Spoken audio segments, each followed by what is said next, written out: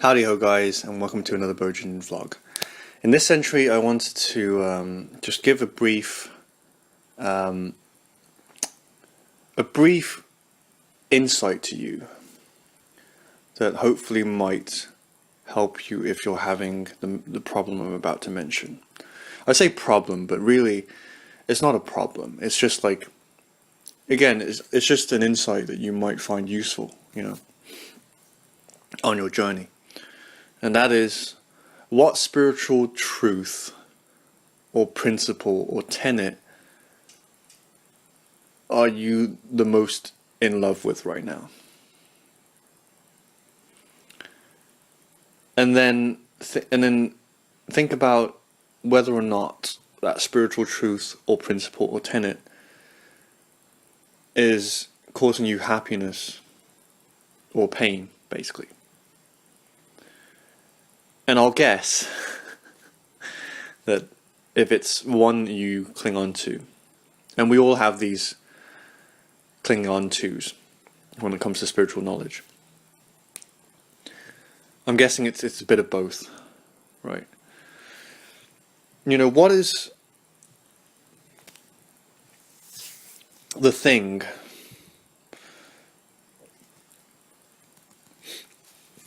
the thought that you have, the spiritual truth that you lord above everything else that you have right now? And then I want you to think about how it is essentially the source of your validation, I guess, in life, because so whether it be love is the ultimate answer, or like life is dualistic, where on one level and unit, what the fucking word is, what am I trying to say here? Oneness, I guess, on another level. Whether it be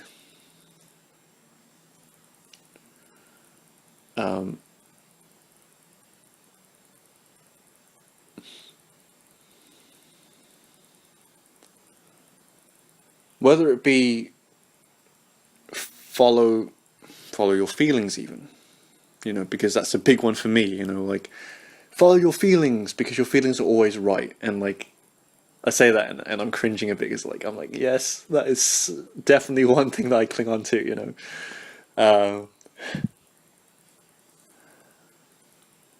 what is it? What is it for you, right? And identify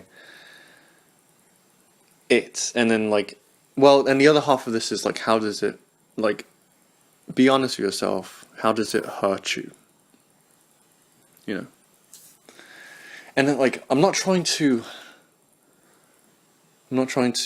shake anyone up here. I'm not. That's not my intention. I'm just sharing, as is the case with all of my videos. I'm never trying to like shake anyone up, or like being controversial for the sake of it. Of course, maybe somewhere in the back of my subconscious, I'm like, yeah, shake them up, shock them. That's how you get them right. No, yeah, probably somewhere in the back of my mind, but like, I don't mean offense by it, right? And the reason I'm kind of giving this bit of a like a cheeky insight is because you will always, and I'm sure you probably know this, right? To be honest, I'm not saying anything new that you don't already know, but like, it's just like kind of like a message that you might find useful, or you might resonate with if you're kind of on that part of the cycle, is you will realize, even with the most ingrained of knowledge, because like, we go through these cycles, right, where we're trying on different perspectives, right, and then the ones that keep coming through, despite the topsy-turvy up and down that we go through, like as we explore perspectives, we tend to take those and we make them into like the ultimate truth for ourselves, Again, whether it be like love is the ultimate answer, or like, we are all one, and yet we are all two, we are all separate, but we're also, unified on one level. Or indeed, like I said, trust your feelings above all else. like, though those statements will provide you with a lot of value and a lot of kind of like stability in your perceptions, you know, in the way that you approach life, they can also be very limiting. Because the thing about life is that it is very tumultuous, you know, like it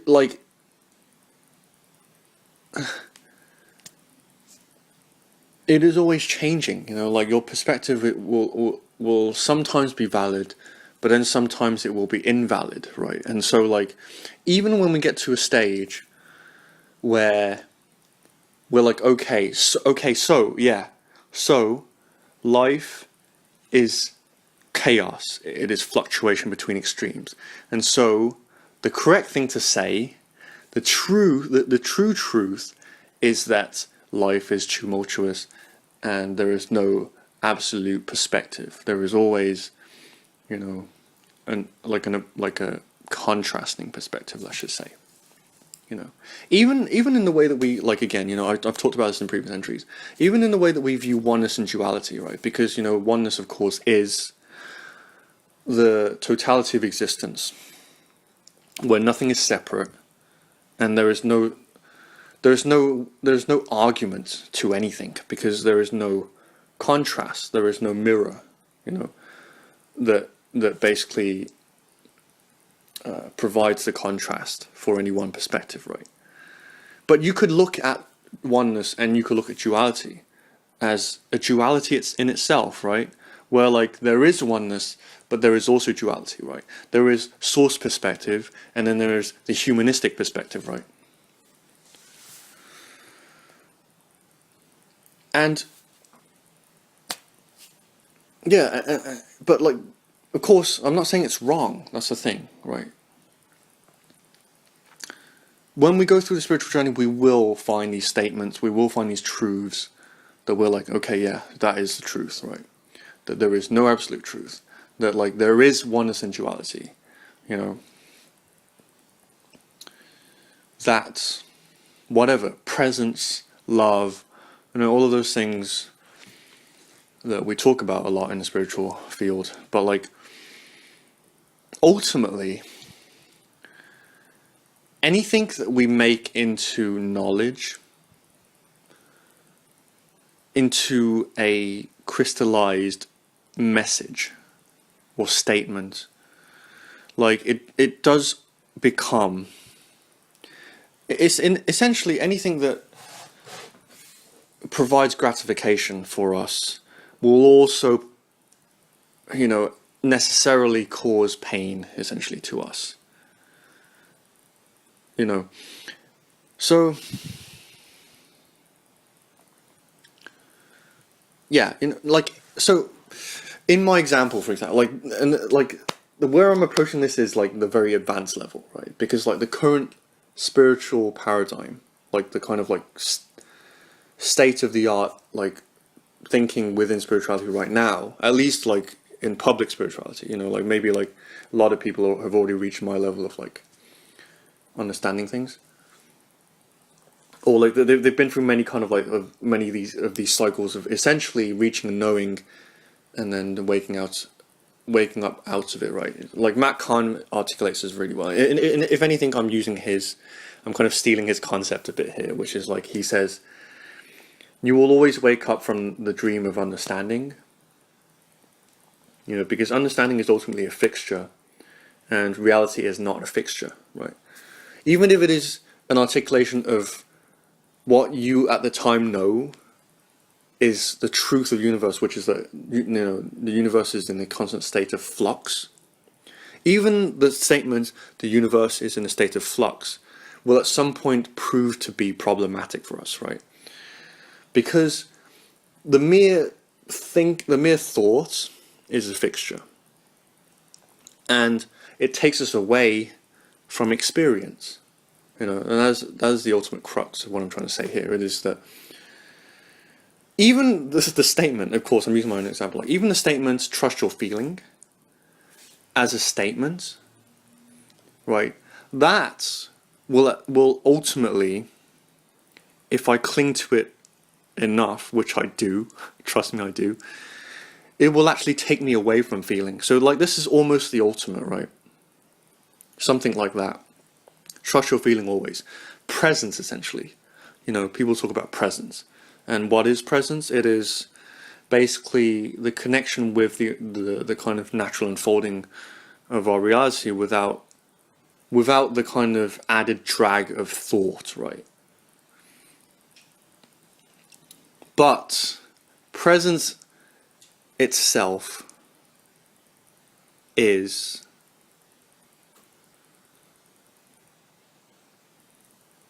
not something that you can think about for very long until it becomes not presence, right? So thinking about presence ironically takes us away from presence, essentially. Thinking about being with our feelings will take us out of feeling and into thinking, right? So like, this is the problem with language, this is the problem with society, is that, it's very cerebral. Right. Again, science and certainty are the foundation of modern civilization. And so anything that can't be conceptualized of, anything that can't derive a logical, like, kind of like corollary, where like, you have like a definitive concept of something or a statement such as, okay, so feeling is the ultimate, or love is the ultimate answer. Love is all that there is. Oneness and duality exist at the same time. Reality is multidimensional. Be with your feelings because that is your soul, essentially. But like the very statement in itself is thought. It is mental. It is cerebral, right? But like again, this is the trippy part, right? Even that is not necessarily a bad thing, because like as spiritual people, we're so obsessed with the idea of presence and the idea of unconditional feeling, because it is the thing that evolves away from the thing that has been causing us the most trouble in recent history, which is being too stuck in our heads, right? I preach about this, I am a culprit of that, right? I'm shooting my own foot here. I teach that, the reason I teach presence and tapping into your sensitivity, unconditional feeling and all that stuff is because we live in an era that has come about through the stimulation of our minds to such an extent that society has become neurotic, right? So like we find ourselves in these shitty life situations because we've been too stuck in our heads, right? I've talked about this in my entries a lot, right? And this is where the current spiritual narrative derives from, right? It is, okay, we've been too much in our heads, like things have become too abstract, we've taken this like abstract creation thing a bit too far, like we've detached away from like what life actually means, what we actually are, on a visceral level. And so we must get back to feeling. We must learn to become present, because it is the next tool, the next concept, the next idea that will allow us to move beyond where we are now, right? But that in itself is yet another concept, yet another idea, right? Because where did we come from? We came from nature. We came from a place of presence, essentially. Humans didn't always exist. They evolved from beings that were almost all feeling, like before us there were no, before like intelligent animals, there were no species or anything like that could like abstract as much as we can,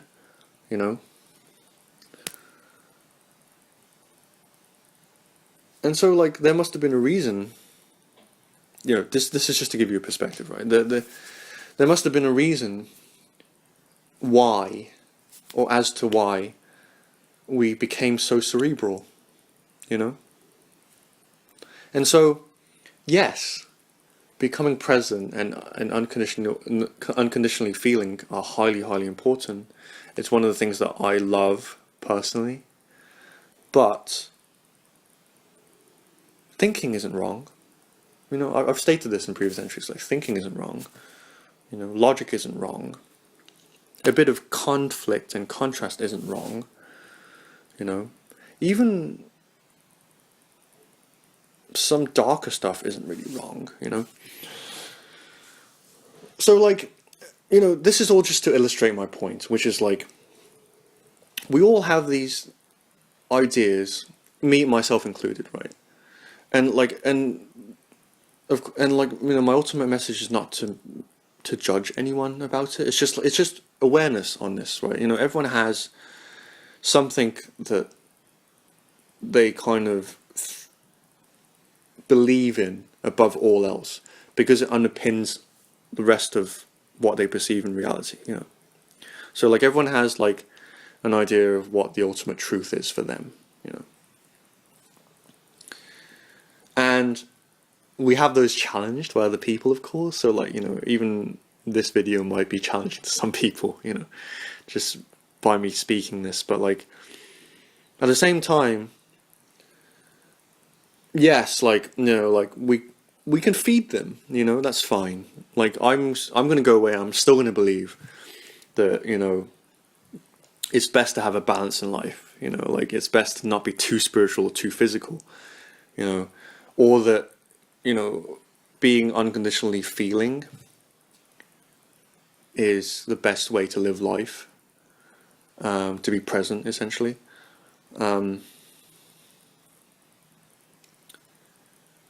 To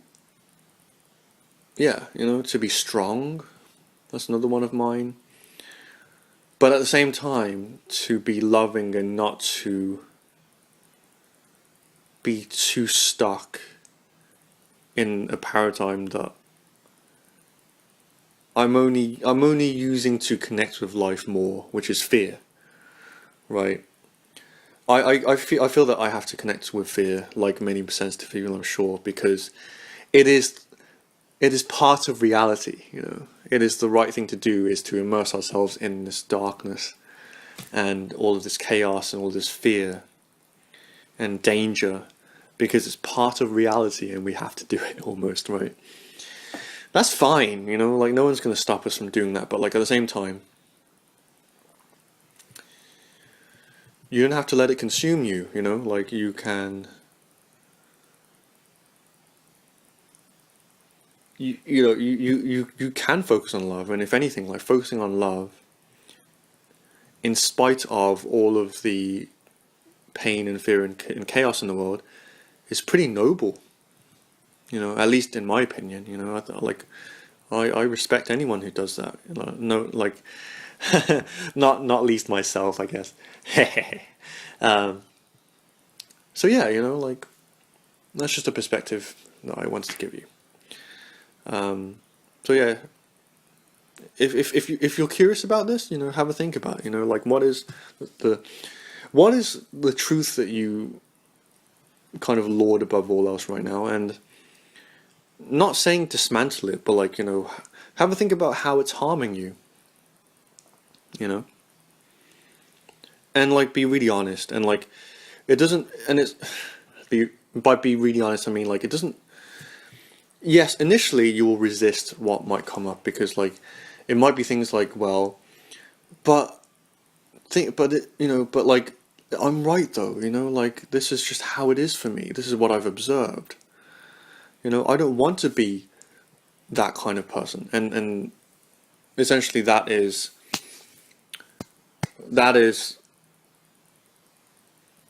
the kind of the thing that we identify, like, someone that we didn't want to be, and that is the reason why we adopt these truths, you know. Ultimately, it's like, why do I believe that, like, you know, we have to have balance in life? Because I think it's the right thing to do, right? But like, but at the same time, it does stifle me, because sometimes when I really want to, for example, like when I really want to just connect with love, like I'm always held back because um because like I'm like, no, but like I need to also dip my toes in fear, you know. And so like it becomes too mental, where I'm like basically trying to like be like, okay, I can't fully enjoy or like connect with whatever state I'm in, because I'm always thinking, oh, but like I can't get too deep into this because I know that the other one is coming, right? I can't connect fully with love because like fear is on the other side, right? Or I can't be too immersed in fear because love still exists, right? And like it becomes too cerebral. I start thinking about it, and like there's nothing really to think about. Again, there's nothing wrong with thinking. It's just, this is what you will come to discover, the more that you think and the more that you do this juggling act of life and spirituality. Is like, you think and you realize that thinking is what fucks you up, you know. And ultimately, it is what fucks you up. But at the same time, thinking does exist, you know. Again, you know, we reach that point, you know, in the cycle where it's like, okay, well, thinking fucks me up, you know, and so I must rid myself of thinking.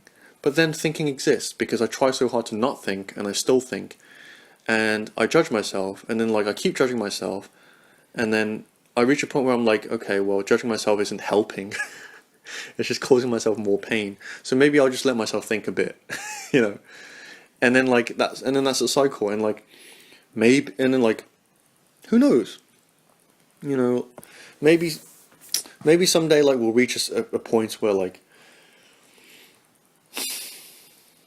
I don't know, where we might become all feeling, you know, like, hey, I don't know, I don't have all the answers, you know. I may try to sound clever in this video, but like I don't have all the answers. Or rather, like when I talk about it, like it's a bit hard to kind of go a bit higher dimensionally, because like you're stuck in the realm of language, I guess. But like, yeah, you know, that's the message I had to give, you know. I guess ultimately, yeah, what I am saying is ultimately to like not think too hard, essentially. You know, not think too hard, because ultimately thinking too hard is more or less the source of all of our life problems. But at the same time, we do think. We have evolved to a point where we can think, from from one point in time where we couldn't think. So there must be a reason why we think, right? And regardless, we think, right? Thinking does fuck us up ultimately, but we do think. And so like, it would be kind of a bit silly. Again, like I don't really know how to express, but like, yeah, you know, like, just because you look away from a fire doesn't mean it's not hot still, kind of a thing, you know. It's a bit of an analogy for you, but anyway, yeah. So that was my message, you know, just a bit of an insight. I hope it was helpful or insightful. If not, I apologize again. You know, you're welcome to verbalize it if you want, but like, that's just my perspective. So yeah, hope that was helpful. If I was to give a take home, just, you know, just have a little think about it. You know, don't go overboard, of course. You know, or you can. You know, my message is like, do whatever your heart tells you, I guess. You know, and whatever comes up, don't judge yourself too harshly. It's that paradox, isn't it? You know, try to control things, because like it would be a waste not to. We came into this existence to manifest our desires, and part of that manifestation, a crucial part of that manifestation, is being conscious about the thing that we're manifesting. You know, aka free will. You know, we have a degree of free will. So like, why kind of try and chastise that side of ourselves? You know, when we can use it. You know, it's there. Free will. We have free will, right? But at the same time, the paradox is that there is also divine law. You know, there is divine providence. And so whatever happens, happens. And what can you do about it? You know, or once it's happened, right? And so, like, create consciously. This is the paradox I'm sure you've heard a million times, you know, in differing forms. You know, clarity of intent, freedom from outcome, you know, movements and stillness, you know.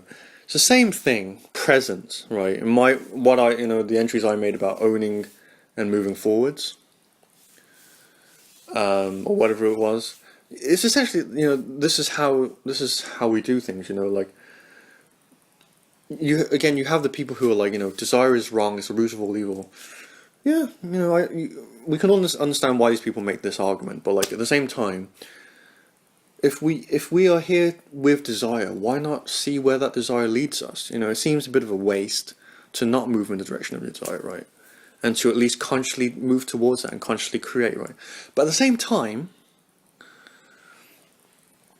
well, recognize when that stops working for you, or when that desire changes, you know, which is another reason why following your feelings, I guess, is a good idea.